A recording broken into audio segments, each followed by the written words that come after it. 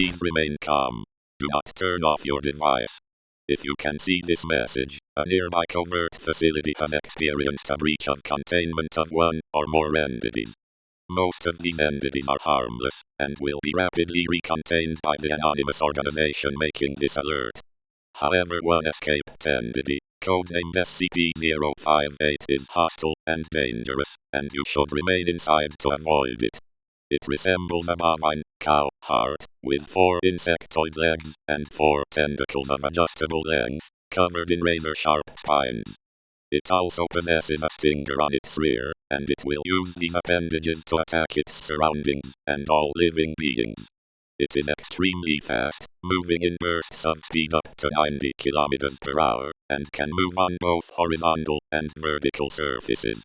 The entity speaks constantly in a deep voice with a British accent, with a random selection of words associated with violence. If you hear this voice, or hear scuttling from within your home, you should retreat from the area immediately, otherwise, stay inside your home, in the most secure room. Attacking the entity will fail, as it is anomalously durable. Please wait until the situation has been brought under control by the organization responsible for containing this entity. Thank you for your attention and cooperation. Secure. Contain. Protect.